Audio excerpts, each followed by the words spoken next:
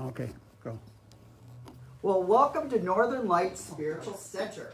My name is Reverend Vaughan Amaré, and I am the ecclesiastical co-minister here. And that's just a fancy way of saying I kind of help with the decision making about choices about how we coordinate ourselves spiritually. Mykal, Reverend Mykal Amaré, is the person who kind of keeps everything going.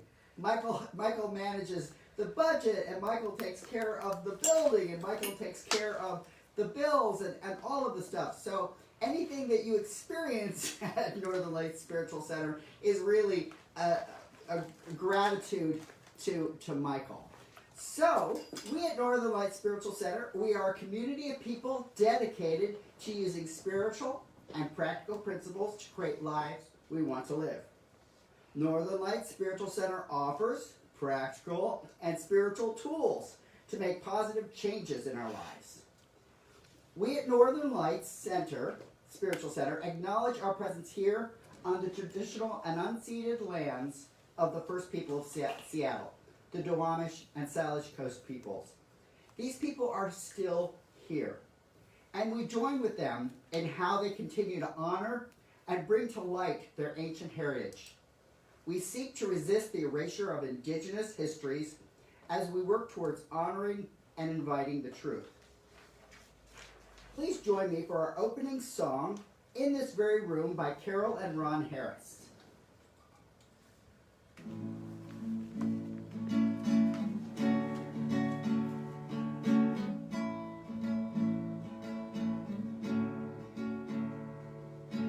In this very room, there's quite enough love for all the world. And in this very room, there's quite enough joy for all the world.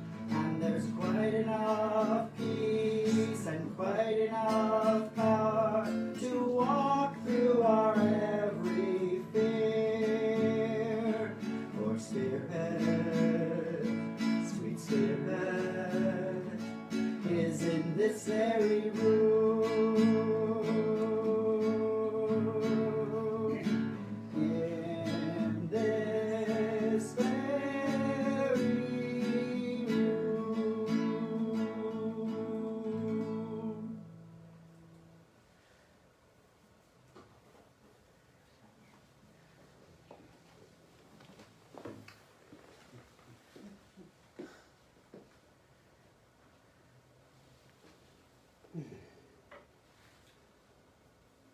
Now's the time we set aside each Sunday to center ourselves and to become one with all it is. So I invite you right now just to find that nice sweet spot wherever you are. And just allow yourself to get as comfortable as you possibly can get. Your feet on the floor, possibly. Your hands in the open upright position. And if you feel comfortable, closing your eyes. First, I'm going to ask us to take in a few nice, deep, cleansing breaths. Allowing that breath as you take it in to come all the way into your solar plexus. As you feel your stomach rise, and then when releasing, allowing that pressure from within to come out. And so let's take a nice deep breath in, and release. Breath in, and release. One more moment, one more time. In and release.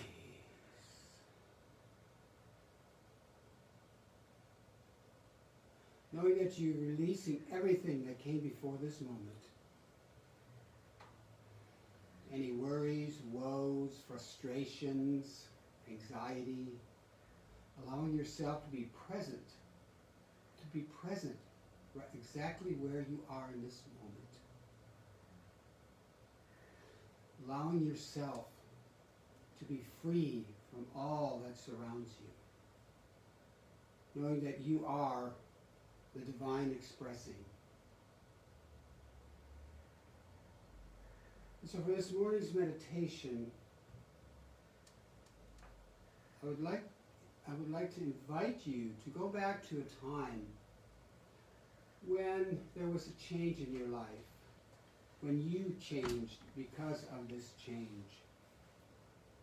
Did you go into it easy, calmly, joyfully? Or did you go into it kicking and screaming, fighting every step of the way? So I just want you to pick one time. I know there's many in our lives, but just one time when this happened, and see how you went through it. This time of change, this time of transformation, of moving from this person to this person. Was it easy and graceful? Or did you make it hard and challenging? Just think about that for a moment.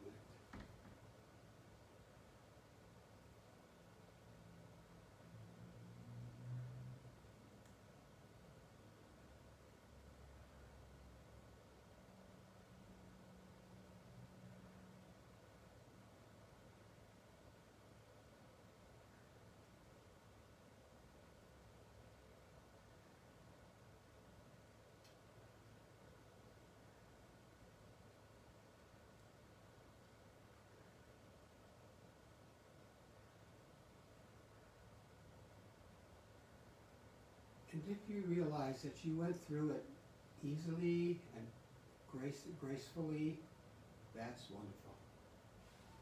But however, if you're like me and go through it kicking and screaming, just take that same situation and envision how it might be if you would have let go and allowed it to go easily and gracefully.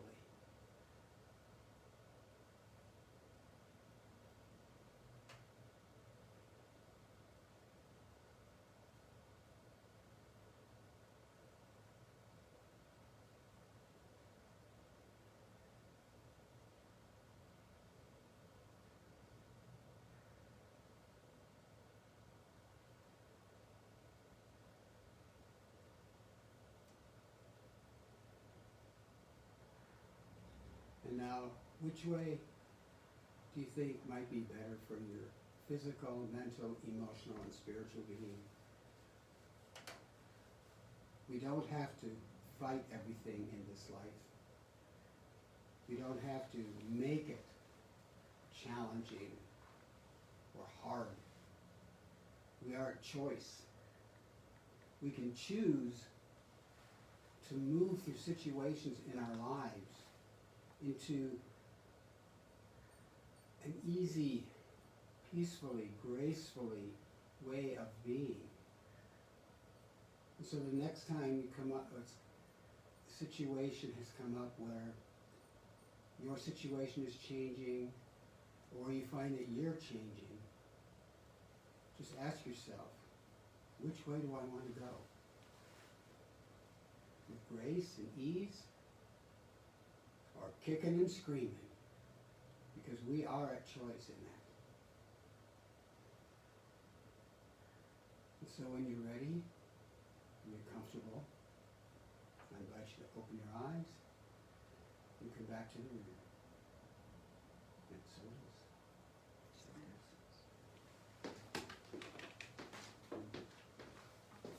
it is. Still no.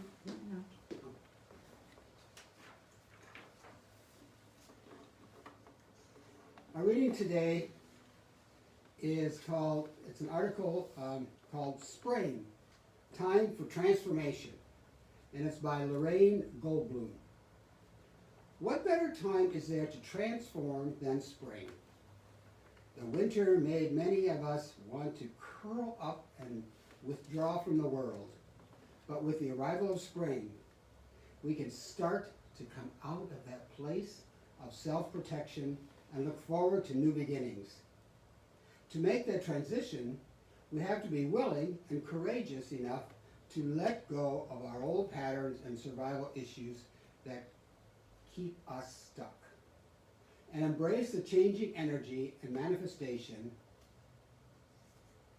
potential of spring. But what does it mean to really transform?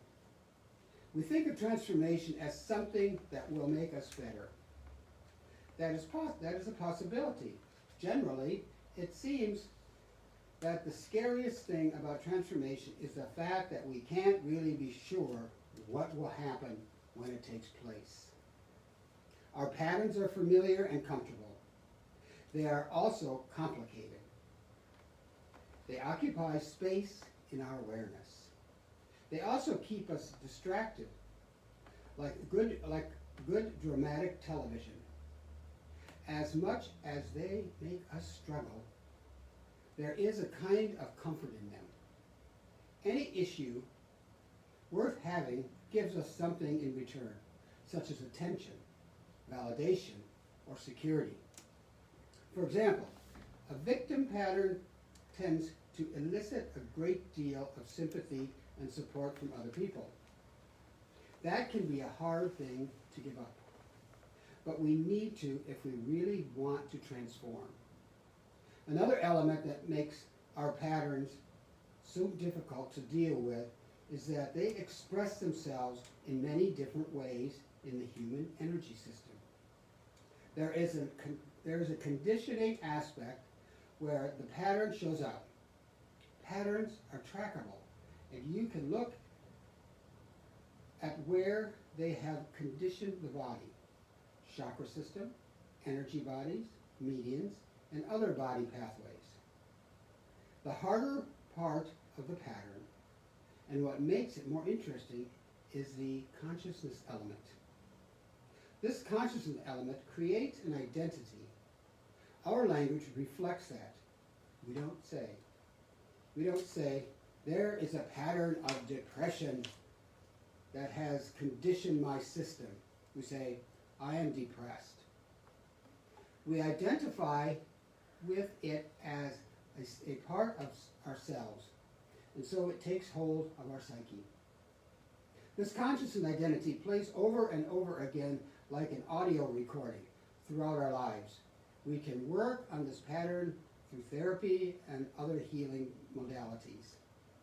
If we have this continuous background noise, and there is identification with it, even if the conditioning is released, it will just recreate itself. Unfortunately, it doesn't matter what type of affirmations we use.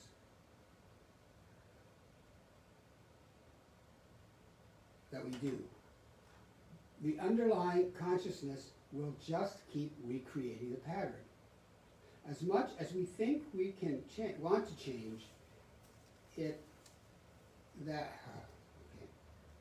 as much as we think we want to change, is that really transformation? I would suggest true transformation requires a deeper letting go.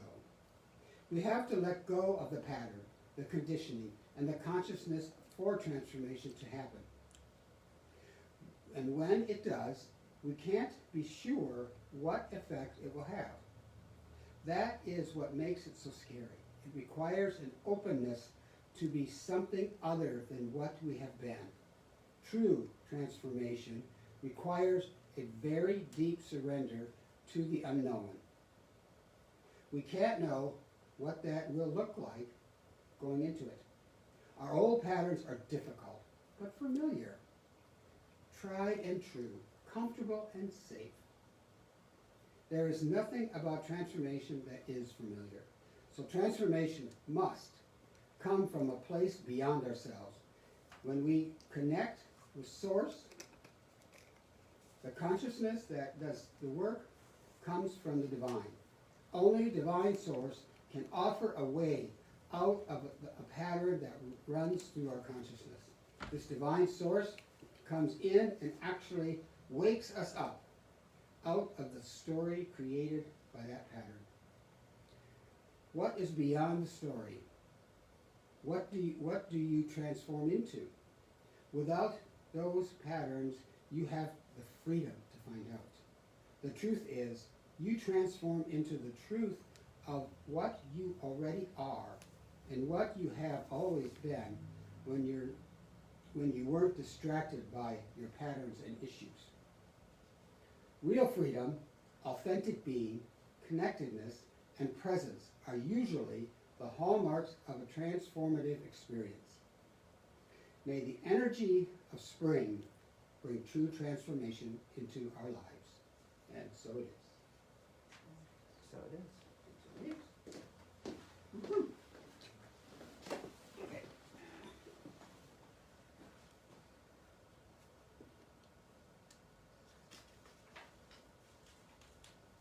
So the words for this month's chant are, I open to all possibility, accepting all that can be. I join with creation, creating. I open my eyes to see. Spirit's highest idea of it living as me. Life's generosity, giving as me. Let this vision shine for me. Yes, let this vision shine for me.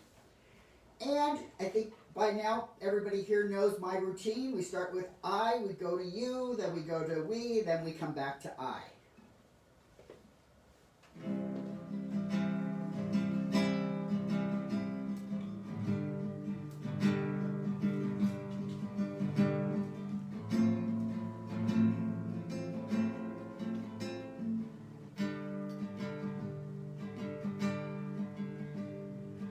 Open to all possibility, accepting all that can be.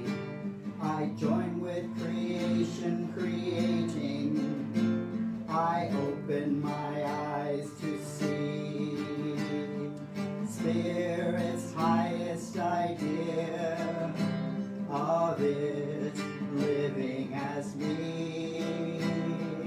Life's generosity, giving as me. Let this vision shine from me. Yes, let this vision shine from me. Now you open to all possibility, accepting all that can be. You join with creation, creating. You open your eyes to see Spirit's highest idea of it living as you. Life's generosity, giving as you. Let this vision shine from you. Yes, let this vision shine from you. Now we open to all possibility, accepting all that can be. We join with creation, creating. We open our eyes to see Spirit's highest idea of it living as us. Life's generosity, giving as us. Let this vision shine from us. Yes, let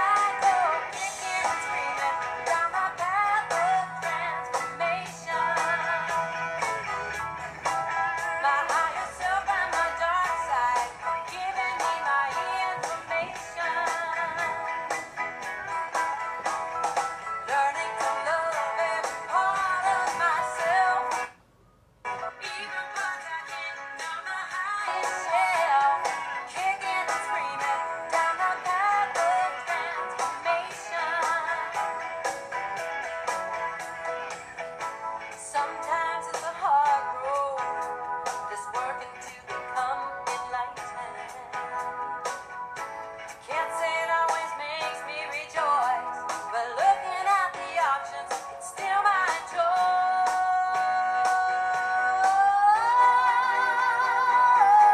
So I'm kicking and screaming down the path of transformation. Myself and my dark side, giving me my information. Yeah, learning to love every part of myself, even parts I hidden on the highest shelf. Kicking and screaming down the path of transformation. Yeah, kicking and screaming down the path of transformation.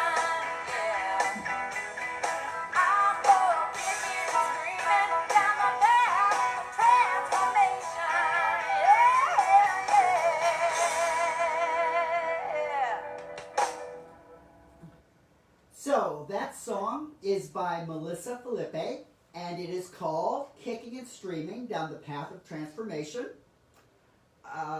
Today's talk is Commit to Transformation. So I was looking around for a song that included transformation, and the tone of that really kind of captures some of the elements that I want to speak to. In the Science of Mind tradition, in the Science of Mind practices, we have a whole bunch of phrases. Change your thinking, change your life. Now, when we just say it like that, it seems so easy. Doesn't that seem easy? Change your thinking, change your life. What an easy thing to do, right? Except, how many of us can actually change our thinking? How readily do we embrace the opportunity to change our thinking? To change our thinking suggests that maybe the way we were thinking wasn't the best way. And how many of us are ready to say, I wasn't thinking the best way? How many of us love to own that? Now this comes at a perfect time because where we are in the date, I was raised in the Roman Catholic faith. And today my church celebrates something called Palm Sunday. And when I was very little, I loved Palm Sunday because church actually gave something to little kids. When you were raised with Catholicism, you didn't get to eat the cookie until you got your first communion. But everybody was given a little palmlet on Palm Sunday. And you got to wave it, and so you could be so unlike church behavior on Palm Sunday. It was fabulous. This was like a complete transformation from the way the church usually looked. You were waving palms, the priest is walking in, and you're singing and you're waving palms. How many of us have those moments in our lives where we are singing and waving palms? How many times does that come up? It's not really all that common, is it? The other thing about Palm Sunday, and this is where I'm leading us to, is that there was this wonderful enactment. Because Palm Sunday was about the day when that Jesus of Nazareth was going to come into Jerusalem. He was going to come into the town, and everyone was going to raise and praise him. They were going to celebrate him. They were going to talk about what a great dude he was. There was just this revelatory, glorious kind of time. Woohoo! Jesus is here!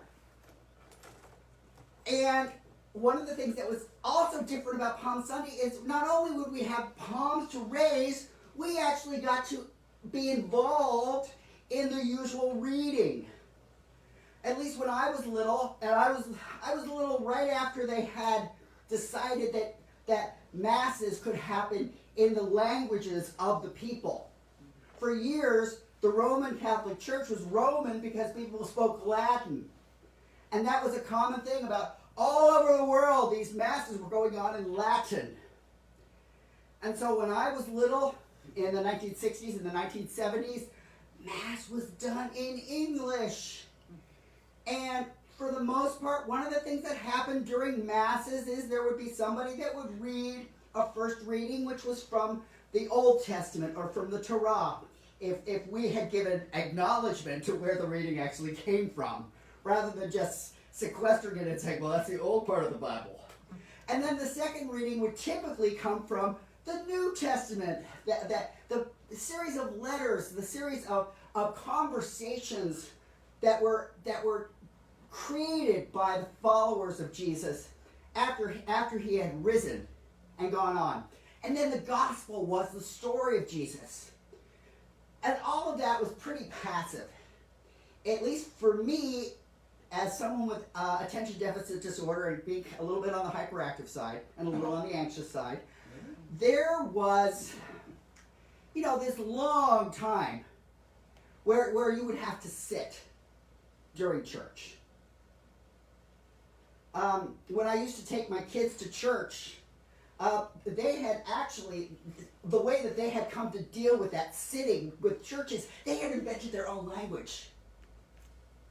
They had invented their own language during the time that they were sitting during that first reading and during that second reading, because they were so bored. They were so bored out of their mind that they came up with their own language that they could, that they could do with their hands. So they created their own sign language.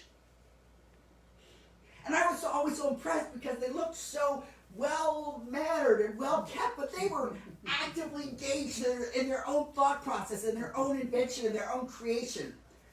But the thing about Palm Sunday was, it was this response, and everybody was involved. There was a narrator, and then the whole congregation could say things like, "Yay, Jesus is here." And I know they never actually said, "Yay, Jesus is here," but that kind of captures the tone of it.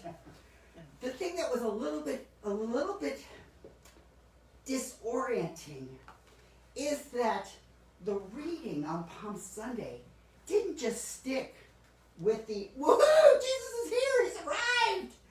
It also snuck into the whole challenge that Jesus had. Because this swarm of people who adored him, who claimed that this was the best thing since sliced bread, this same group of people then go on later in the reading to talk about crucifying him and to talk about him being guilty.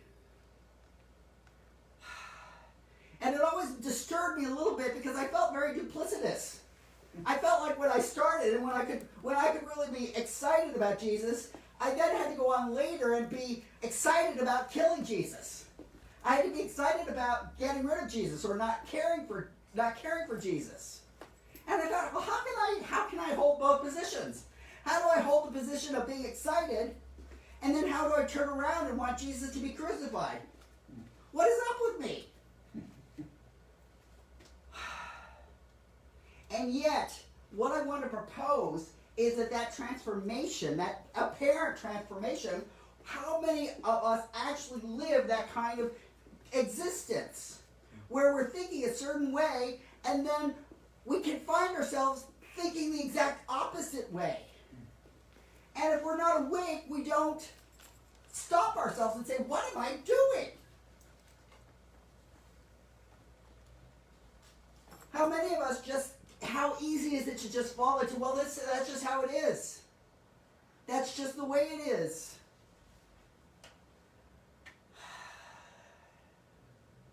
And I go along with things. This week, several things speak to that point. There was another mass shooting, so a shooting of 10 people in a grocery store. And once again, part of our country is like, how many more times do people have to be killed with automatic weapons? Really, how significant, how important are automatic weapons? When I go hunting for deer, how often am I really going to need automatic weapons because the deer are really out to get me? And I have to be really sure I can kill them. And then there's another side of the country which is like, It's our God-given right. It's that Second Amendment. Our freedom to bear arms. And the only problem for me in that our freedom to bear arms is that it was written in a time when freedom to bear arms, it took some work to load your freaking arm. You couldn't just pick up an arm and go, ah! And you'd wipe out an entire group of British soldiers. You know, you'd have to put it in and load it, and you know, it took a minute to load each single bullet. So it was a lot of work. And yet, you know, one of the congressional people got on television and was talking about how hammers kill as many people, if not more people, than guns. And are we going to legislate hammers? Everybody here who thinks we should legislate hammers, raise your hand. I mean, let's, you know, so it's posing the question is just ridiculous. It's kind of a friendly word I can use. But it's like I'm bringing this up because it's the same thing as that Palm Sunday reading. It makes me stop and think, we are not talking about hammers. It wasn't a hammer that led to 10 people being dead. He wasn't in the store with a hammer. And it wasn't that he was able to do this. Now, the other thing that I just want to give a nod to, give a wink to, is that the person in the store that was shooting people was once again, what color man? Or what color was he? Say it out loud. White. And what gender was this person? Male. Man. There is something, now, I don't know if you remember, but during the international response to George Floyd's murder as kind of like the tipping point, there was a young man whose mother drove him into the town, and he proceeded to kill several people. And he's walking through the street with his gun. Before, you know, the police are not just there to pick him up, but, you know, he's like walking through the street with his gun, and he's waving to the police, and the police pick him up, and they offer him snacks. And they take him away, this white man, and then he's turned into a hero. Because he's standing up, he went there to protect the businesses. Because there was looting. What would you bet? What happens if someone is like a black woman? Oh, let me tell you, this week in Georgia, a black female representative knocked on the door of the governor's office, and she was arrested for a felony, for knocking on the door. A felony.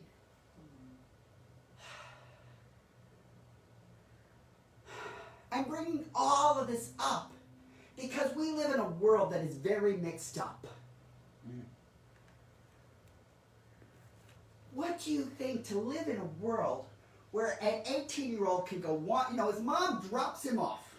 Bye! I mean, I remember being dropped off sometimes, but I wasn't dropped off with a semi-automatic weapon. I wasn't dropped off and told to pick me up when I was finished using my semi-automatic weapon.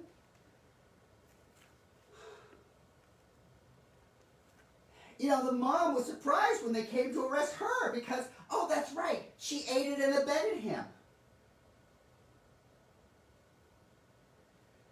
And just again, put it into context, there were a whole bunch of the rioters from the January 7th assault on the U.S. Capitol, a whole bunch of them who were arrested were let out of prison on their own recognizance. It's fine. You contributed to assault. You helped to smear feces on the wall of the Capitol. You were part of the group that was beating and spraying bear spray into people's faces and led to the death of people. Not a problem. We live in a very weird world. Now, I bring all of this up because this is all of our world.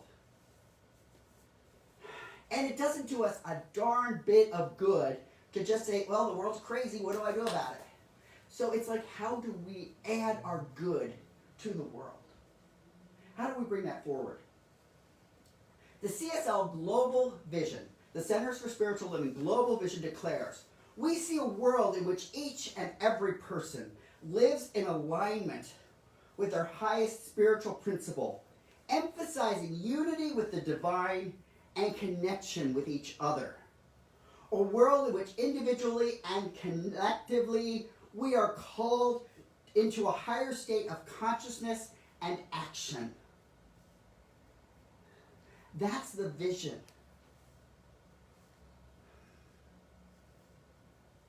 Now, take a moment.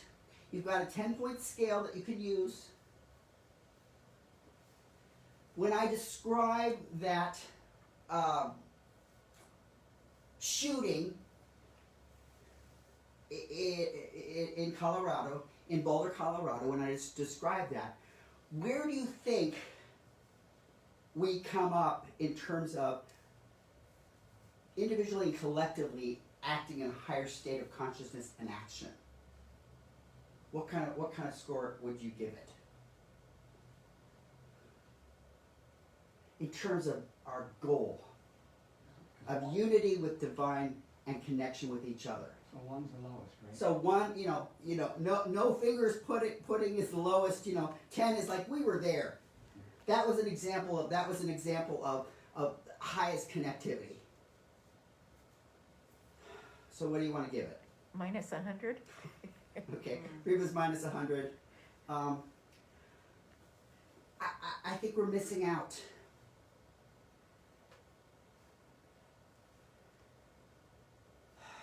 The notion of visioning, which has been our topic for this month, is about transcending the limited. I think we have examples of limited ways of being with the world. The other thing that happened this week, the reason that representative was knocking on the governor's door was that he was signing into practice some of the most restrictive legislation in Georgia, where it has become a misdemeanor crime to hand out water or food in the line of someone getting ready to vote. Mm-hmm. It's become a misdemeanor crime in the state of Georgia to hand out water or food to people waiting in line to vote. And the lines in Georgia for voting have been as long as 14 hours.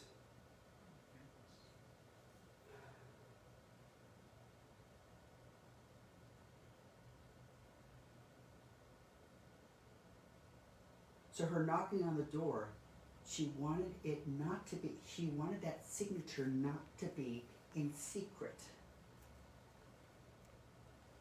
Under a photograph of that white governor surrounded by a crew of white men, all of whom were at least 50 or older. At least it looked like that in the photo. And if they weren't 50, perhaps their ill will towards the universe has made them look like they're 50. Because ill will doesn't do a whole lot of good for anybody's skin and face and the lines that get formed on our faces.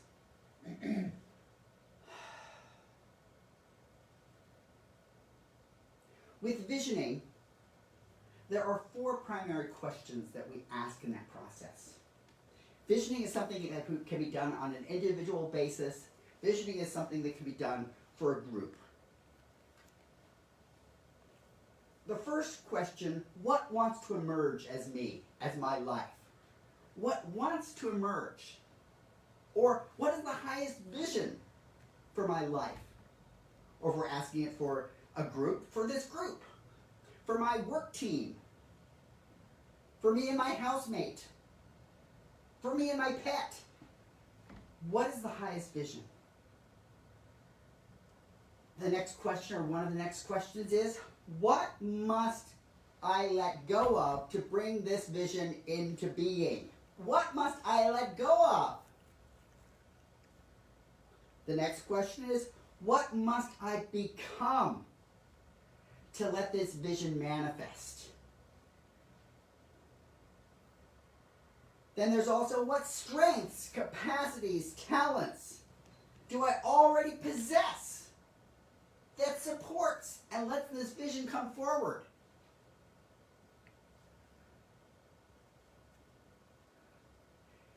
Visioning is a process that allows transformation to happen. But the process of visioning is about an openness. It's about a capacity to seek something bigger than my current perspective. One of the differences between visioning and visualization, with visualization we kind of seek out things that we are wanting. You know, I want to visualize how this year is going to be. So last year was kind of probably a little bit more isolating, socially isolating, than many people found fun. I mean, I don't know that a lot of people would say, you know, last year was my best year socially, ever. Now, there were some of my students at the school with autism, and it was in fact their best year socially, because they really had all of the tools to make the way that they could socialize really work for them. There was no expectation that somebody make eye contact, because in the school setting where they were, they could keep their cameras off. They could be running around the rest of the room. They could be listening. And they didn't have to have anybody thinking that they weren't paying attention, because they could just speak up and be right on topic, right on point. But no one had to know that they were looking this way. I mean, imagine if I were to give a talk like this, I'd have to speak really loud. And if I were autistic, I would not have any discomfort with it. But because I'm not autistic, I kind of pick up that people would start to feel like, this is really weird. I don't really want to look at that guy's butt. Or the back of his head. That weird band where he's got all that dark hair, and he's got that white hair in the middle. You know, it's a little off-putting. I don't know what to do with that.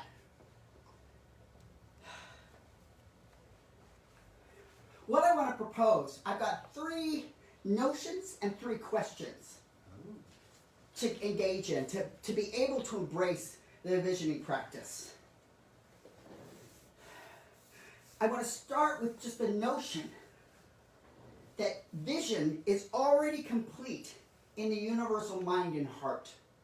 So when we open ourselves to vision, it is already done in the mind and heart of the divine. We are just becoming receivers. We are becoming places where we become aware, where we become conscious of it. But it's already complete in the mind and the heart of the divine. And I say that because one of the lovely things about visioning, as distinct from visualization, is with visualization, we have to explicitly know there's work that we've got to do. So if I visualize that my kitchen is going to look different, then I have to do some work about making my kitchen look different. This past couple of weeks, Mykal has been completely rearranging the house. So he's been transformationing the house. The house. With at the table that's in your office. Oh, yeah, that. When you visualize, it calls forward some actual work. When you're visioning, what that calls forth is to open to something that we may not be aware of. Like I said, when I was hearing that reading, I felt conflicted because there was part of me that was like, woohoo, Jesus! And then a little bit later I was like, crucify Jesus, crucify Jesus. And I didn't really know how to resolve that conflict. And I have to say, the Catholic Church never gave me a lot of good direction about that. I mean, I never left Palm Sunday service knowing I know how to worship and I know how to then deal with the fact that sometimes I fall away. I don't know how to manage myself when I get caught up with a crowd and want to do something really ugly. I never learned that. And maybe that was just, I wasn't a good enough listener, but it was just something that came to my mind in terms of, why aren't I learning this? Why aren't I learning how to hold on to my reverence of people? And how do I let myself lose that reverence in favor of crucifying them? I mean, some of the folks that I described today, I would be perfectly happy with the crucifixion process for that 18-year-old who went in and murdered folk and who was awarded. I'd be perfectly happy to crucify some of those cops that, like, good boy, here's a snack. I really like how you did that. And yet these same cops are perfectly happy to stand on the neck of George Floyd as he's crying out, I can't breathe, I can't breathe, I can't breathe.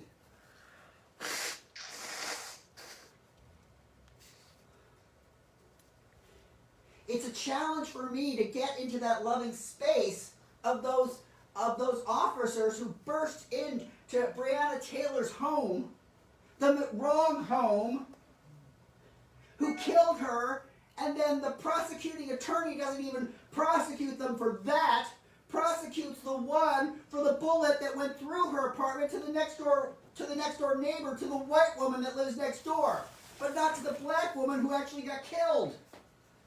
It's very hard for me to be reverencing that person who takes that kind of action. That public prosecutor who's like this. I don't see it. It's all good.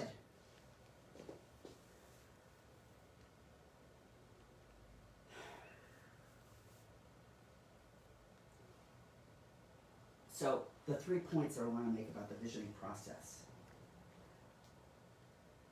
How do we get to the highest point? How do we come to the highest perspective? Because that's one of the first questions. What is the highest vision for myself? What is the highest possibility that the divine wants for me? You've all heard the expression, you can't solve a problem at the level of the problem. I'm pretty sure it was Einstein who proposed that. Einstein, who was by his background, his cultural background, Jewish.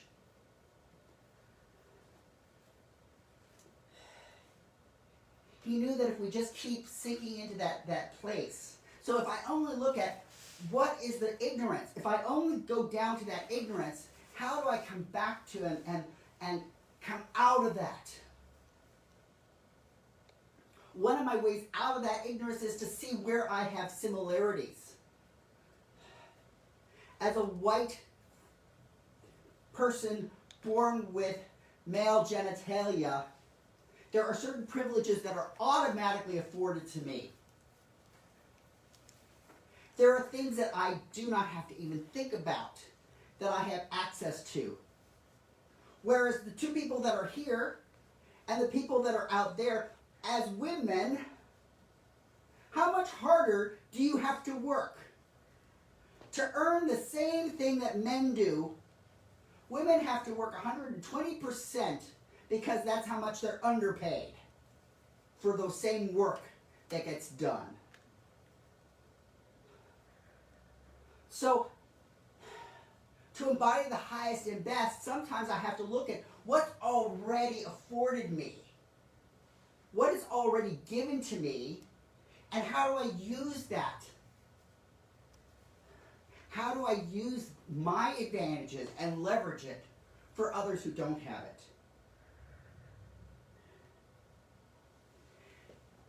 With the highest and best, it can include getting out of my own way. Getting out of my own hold on something that I really want. The highest and best is about aligning to a consciousness that is above my own judgmental way of being in the world. In the song, Melissa Felipe sang about embracing both her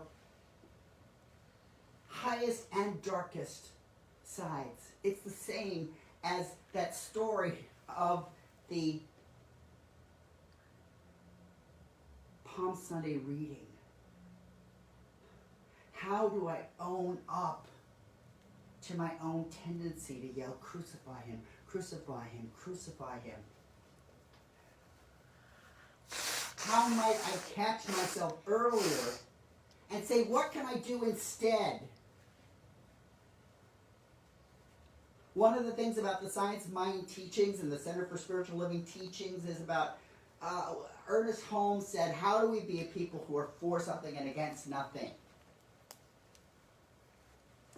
I think for me, it's like, how do I just make what I'm for be so big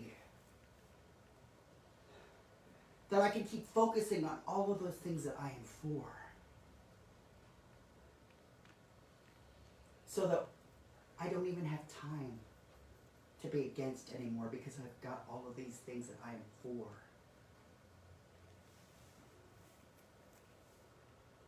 So, can we catch the highest idea? And then how do we choose to live our lives having caught that highest idea? I give myself an example. When I want to yell, crucify him, what can I be for? How do I start to pick up and increase and expand the things that I am for? How do I make those more and more central?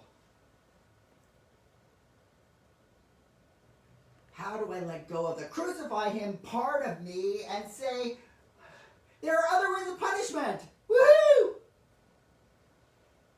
Crucifixion doesn't have to be how we resolve this.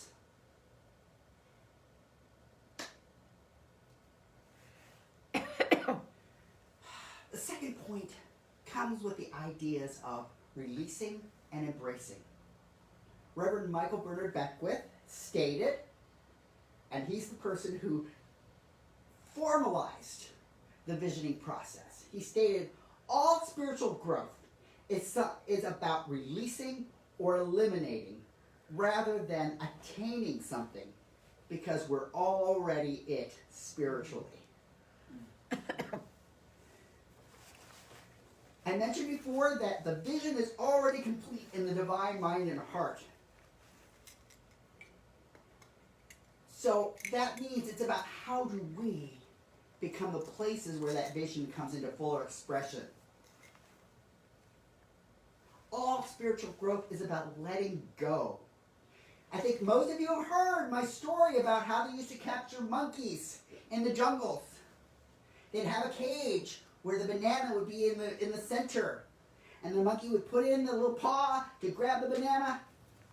And as long as the monkey held onto the banana, the monkey was not getting out of the cage. How many of us have our hands in cages and we are unwilling to let go of our bananas?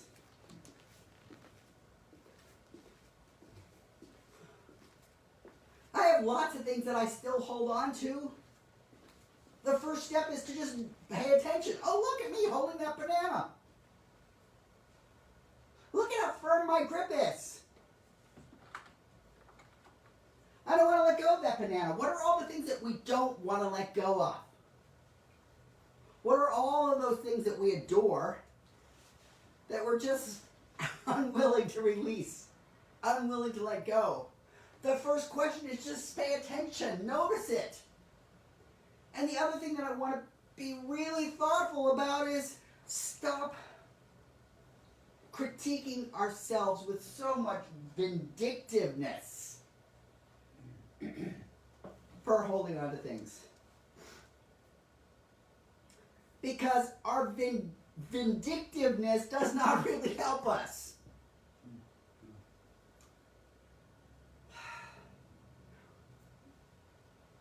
Taught as a psychologist, I had heard about Sigmund Freud's notions of the id, the ego, and the superego.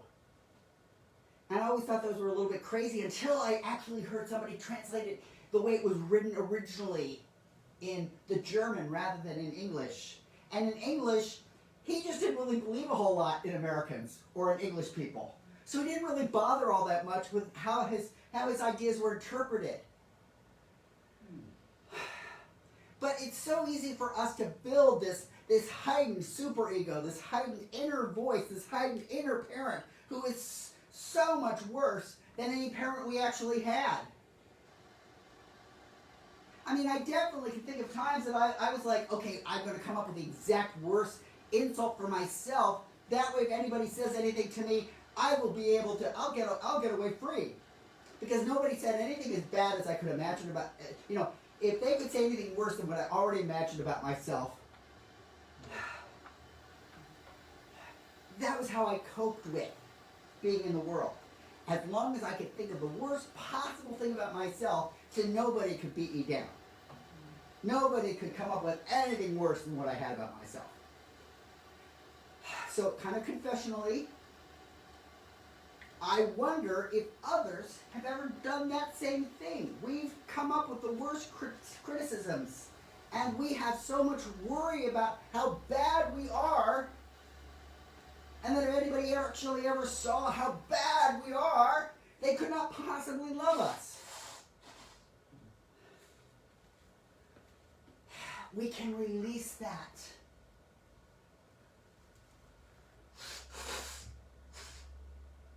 The id, the ego, and the superego, those were just words that he was using to say the it. That isn't there a part of us that really feels like an it? It's just detached. It just doesn't care. It's that like, and the ego is the I. It's that one that is like, I really want to live up to expectations. I really want to do my best. And the superego is like the really like, oh, you're going to do that. You know you're going to do that. But Freud used those to make a point. He didn't use them to be weird. I mean, id, ego, superego all sound weird, but the notion, I think we can all get in touch with that little it. That little part of ourselves that just like wants to do what it wants to do. And we can all get in touch with that I part of ourselves. That is just kind of always watching to make sure that we're doing things right. And the superego, that super I, that one that's like, oh, you missed that. You didn't realize you missed it, but you missed it. Releasing is about recognizing it first and then saying, how much do I want to hold on to that super critical character in my head? How much do I want that committee to go clattering away? How much do I want, how much dominion do I let them have?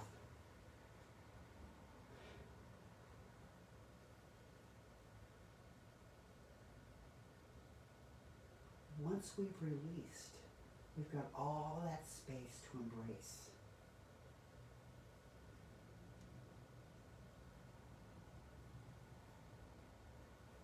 So how would we apply Reverend Mykal Beckwith's statement that we are already it? We are already everything spiritually. How would we move differently if we acknowledge the oneness between that which is all giving, all loving, all present, and there's no difference between that and each of us? What would we feel? How would we move through the world if we let ourselves enjoy that sense?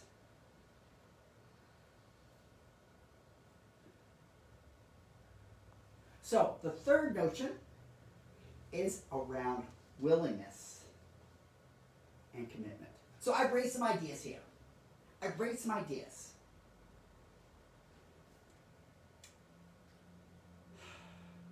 What is it to have the highest possibility in our lives available to us? it doesn't mean anything if there isn't a willingness to imagine that that's there for us. And other people have talked about the whole notion of willingness, and I repeat it because willingness is really important. As long as we hold out and refuse to be willing, it's one of the first things that's taught with science of mind and giving a treatment. Our treatment will only go as far as we believe. I believe in a complete, full, healthy expression. Do I really? When we make an affirmation, how much do we actually believe the affirmation? How much do we really own the affirmation? How much do we embrace it? Do we say yes? But if we catch ourselves with this doubt, holding on with full, all its strength, we can recognize that.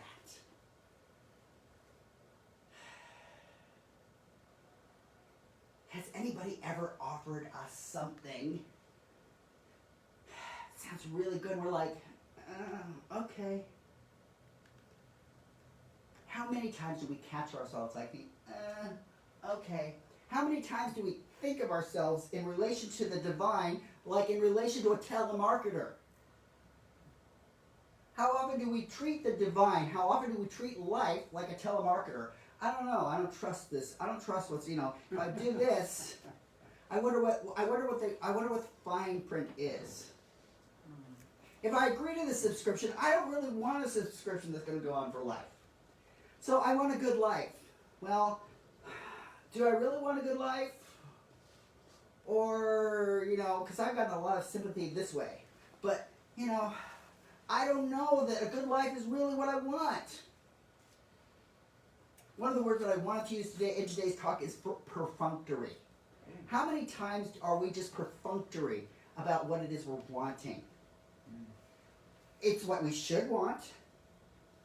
So yeah, I want it. Okay, so have you ever gone on a date and like you really want yourself to like this other person on the date, but the best you can come up with is perfunctory. It's nice to meet you. It's really nice. I've really enjoyed myself. I don't know that I've ever had a better time. We may have like language to convey. Meeting you was really different. Interesting. You're a very interesting person. Thank you for giving me your number. You got my email address. xx I don't know you @gmail.com.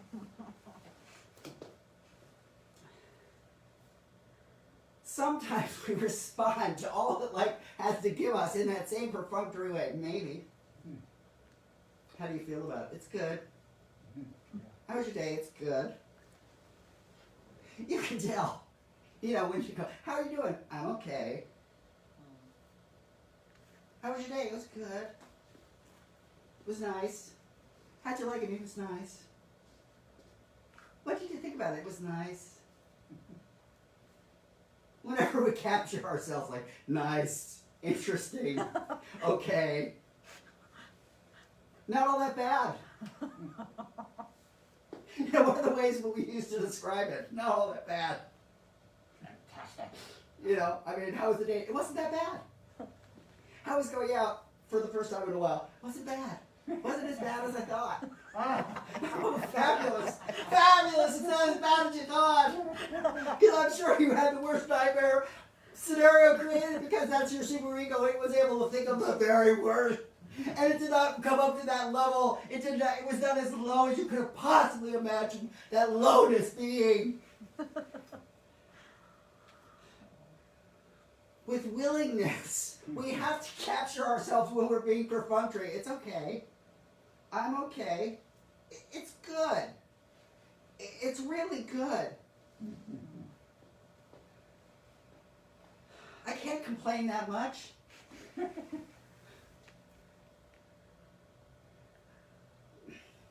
We have to capture ourselves. I mean, I remember in one of the services at the Center for Spiritual Living that they had this thing where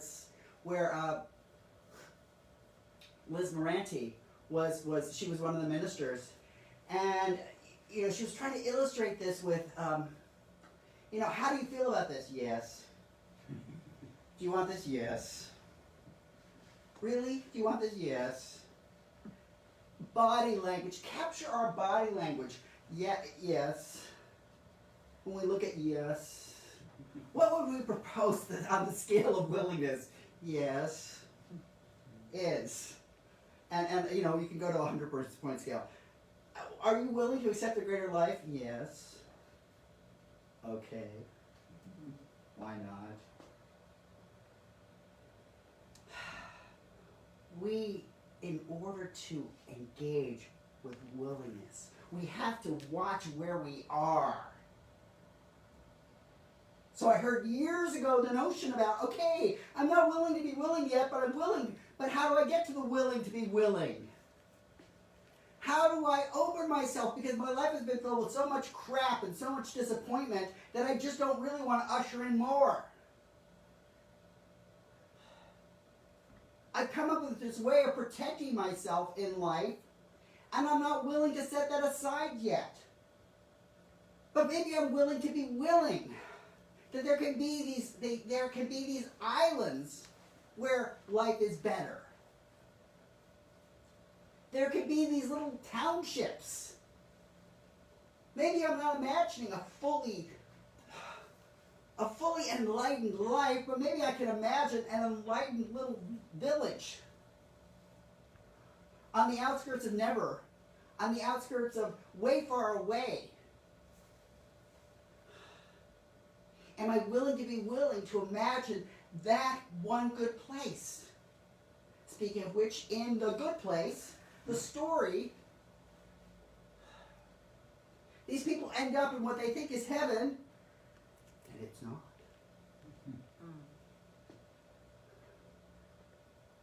But they're willing to be willing to try, even though it isn't everything that they imagined.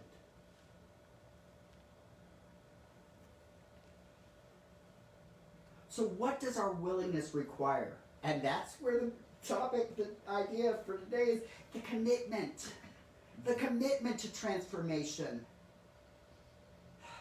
There can be reluctance about commitment.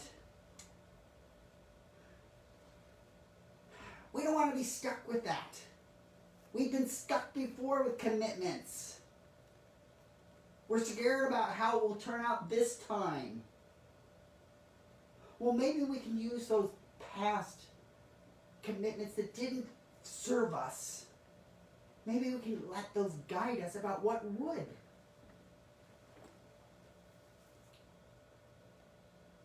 Can we open to another possibility?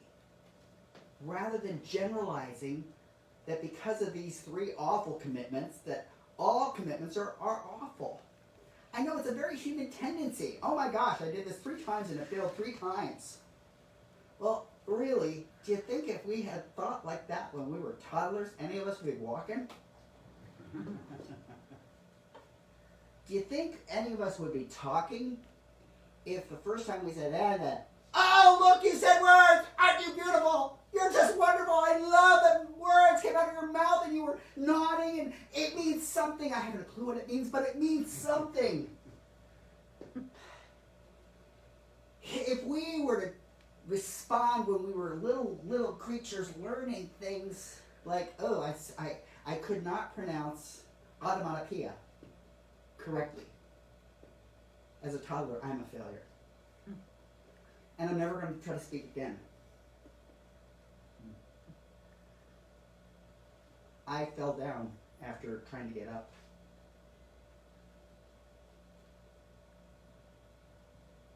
Be willing to look back at what we were willing to do when we were so little. Because when we were so little, think about how, Mykal told me the other day, and I don't remember the number anymore, but little children laugh with just such an amount, with such a quantity that is so much greater than any of us as adults do. We've become so serious about our lives. What if we could turn back the clock and say, yes, I'm going to turn back the clock. I am going to laugh. I am going to make it my goal that I am going to laugh 6 times today. Now, 6 times is nowhere near how often as kids laugh. But, start small. I'm going to go from 0 times a day to 6. And if it takes me looking up things on YouTube, I am going to look at what are things that I can laugh at on YouTube. Mitch Mykal would give you some good laughing opportunities. So, with visioning, there are these 3 things that I call you to do. Come to the highest idea, and then ask ourselves, how am I choosing to live my life? Am I choosing to live from that highest place, or am I choosing to live from mediocre? Releasing and embracing. What if I have nothing to attain, but I just have to release, and I just need to embrace what is possible? And my willingness to commit. What does my willingness require? Am I willing to imagine myself as a toddler who's like fallen the second time and I will never get up again? Try to put ourselves in the mindset. What if we were to look at that toddler, that little toddler inside of us? Say, look, honey, you can do it. Those 2 times were nothing. The floor was really interesting when you fell. Wasn't it? I mean, you love being there on the floor because there's so much good, cool stuff, but there's stuff that's further than the floor.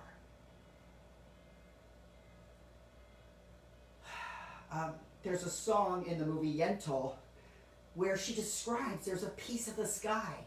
When she was a little girl, she could see that little piece of sky.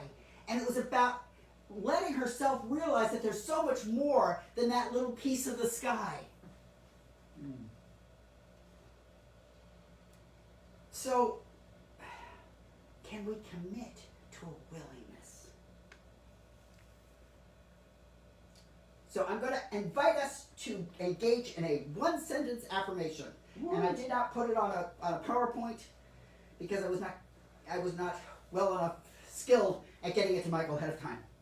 So, I commit. I commit To transformation.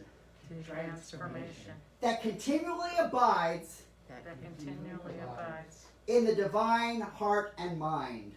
in the divine heart and mind. Okay, now that's sounding like the yes. I commit. I commit To transformation. to transformation That continuously abides. that continuously abides In the divine heart and mind. in the divine heart and mind. And one more time, and really feel it. Feel it in your heart. Feel it in your gut. Stand up if you can. I commit I commit to transformation to transformation that continuously abides that continuously abides in the divine heart and mind. in the divine heart and mind. And so it is. And so it is. So, Mykal, do you want to give us our announcements? Whatever.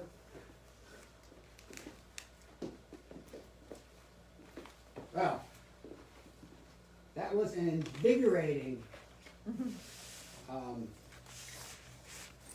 talk today.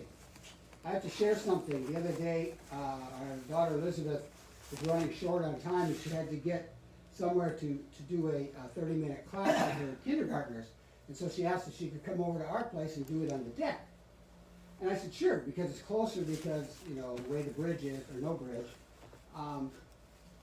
But while I was listening or hearing her enthusiasm, I know where it came from. It came from this individual here. Because later on I said, she sounds just like you. I mean, with the passion, the enthusiasm. And I'd like to bottle that up sometimes. and have a little shot of it now and then, because sometimes I can be the person that, yes, okay, So I want to thank everybody for joining us today. Next week is Easter Sunday, and I believe we're possibly going to have a sunrise meditation.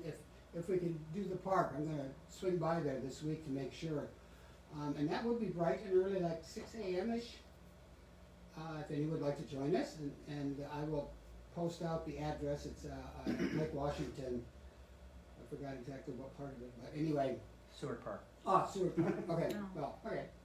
And so I want to thank Reverend Vaughan for his talk today, and for all of you for joining.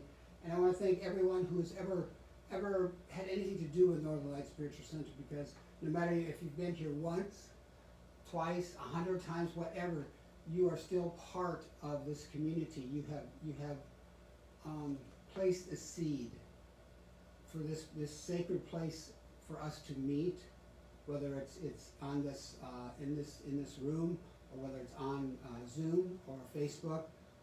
This gathering is sacred,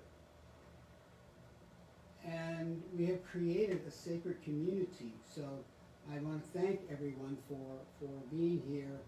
And if anyone wants to contribute, you can go to our website, which is northernlightspiritualcenter.com, and there's a donate button. You can do that. And I just want to give thanks for the talk and for the willingness to allow transformation into our lives, to allow the highest and best to come into our lives, instead of just being mediocre. What is our highest and best good for our lives? What is the divine's idea of it? Sit with it. Ask yourself. Meditate. Contemplate. Journal. It will be revealed, because it is already done in the mind of God, as Reverend Vaughan spoke. And so I give thanks for each and every person here. I give thanks for the word this week. And I let it go, and so it is. So it is. So it is.